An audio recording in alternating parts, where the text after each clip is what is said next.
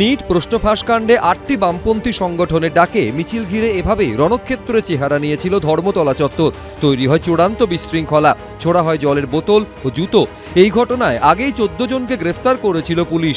সোমবার সকালে গ্রেফতার করা হয় আরও 2 জনকে। এই নিয়ে মোট গ্রেফতারির সংখ্যা বেড়ে দাঁড়ালো 16।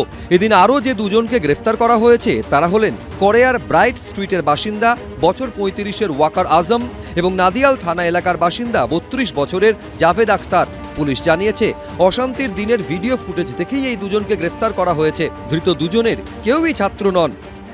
ধর্মতলায় যে গন্ডগোল হয়েছে, এই গন্ডগোল অবাঞ্ছিত, এই গন্ডগোল হওয়া উচিত হয়নি।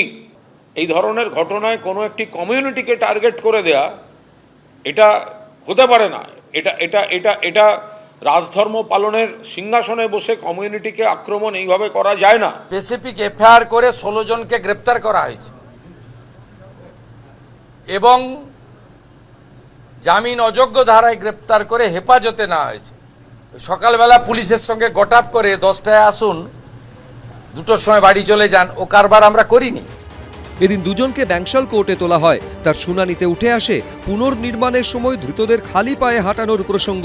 অভিযুক্তদের আইনজীবী বলেন, গতবার যাদের আদালতে আনা হয়েছিল আজ তাদের খালি পায়ে ঘোরানো হচ্ছে রাস্তায়। পাল্টা সরকারি আইনজীবী বলেন, ধৃতরা তাদের জুতো বিক্ষোভের নামে ছুঁড়ে মেরেছিল। এদিন 2 জনকেই একদিনের পুলিশ হেফাজতে নির্দেশ দেন বিচারক।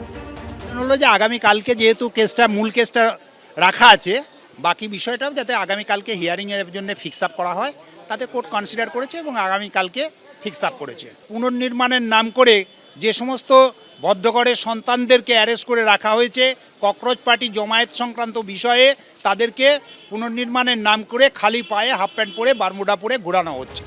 মঙ্গলবার ফের তাদের আদালতে তোলা হবে।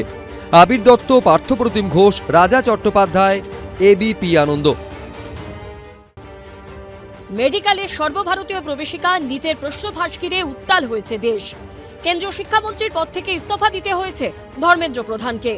আম আদমি পার্টি শাসিত পাঞ্জাবে উঠেছে প্রশ্নফাঁসের ভুরি ভুরি অভিযোগ। এরই মধ্যে আবার বিজেপি শাসিত গুজরাটেও প্রশ্নফাঁসের অভিযোগ উঠেছে। কংগ্রেসের সাধারণ সম্পাদক ও রাজ্যসভার সাংসদ জয়রাম রমেশ এক্স হ্যান্ডেলে লিখেছেন, আরও একটি দিন, আরও একটি প্রশ্নপত্র ফাঁস। এবার ঘটনাটি ঘটেছে জামনগরের গুজরাট আয়ুর্বেদিক বিশ্ববিদ্যালয়ে। জয়রাম রমেশ দাবি করেছেন, এটি কোনো বিচ্ছিন্ন ঘটনা নয়।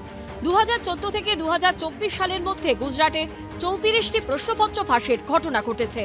2014 সালে জিপিএসসি চিফ অফিসারের পরীক্ষা, 2015-16 সালে তালাতি পরীক্ষা, 2018 সালে শিক্ষক নিয়োগের টিএটি মুখ্য সেবিকা লোকরক্ষক দলের পরীক্ষা, 2019 সালে নন সেক্রেটারিয়েট ক্লার্ক পরীক্ষা, 2021 সালে হেড ক্লার্ক ডিভি বিসিএল এর বিদ্যুৎ সহকারী ও সাব অডিটরের পরীক্ষা, 2022 সালে ফরেস্ট গার্ডের পরীক্ষা এবং 2023 সালে জুনিয়র ক্লার্কের পরীক্ষায় প্রশ্নপত্র ফাঁস হয়েছিল।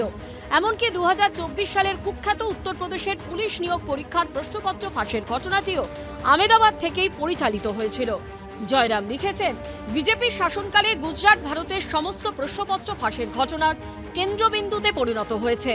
মোদী সরকারের ফাস্ট ট্র্যাক আদালতগুলো এই সমস্যার কোনো সমাধান নয়, বরং এটি মূল সমস্যা থেকে দৃষ্টি সরানোর কৌশল মাত্র। আমাদের পরীক্ষা ও শিক্ষা ব্যবস্থাকে কিভাবে সংস্কার করা যায় সে বিষয়ে আরও ব্যাপক ও স্বচ্ছ আলোচনার প্রয়োজন। এই অভিযোগ নিয়ে জল কোন দিকে গড়াবে সেটাই দেখার। দীপক ঘোষের রিপোর্ট, এবিপি আনন্দ। এবিপি আনন্দ, এগিয়ে থাকে, এগিয়ে রাখে।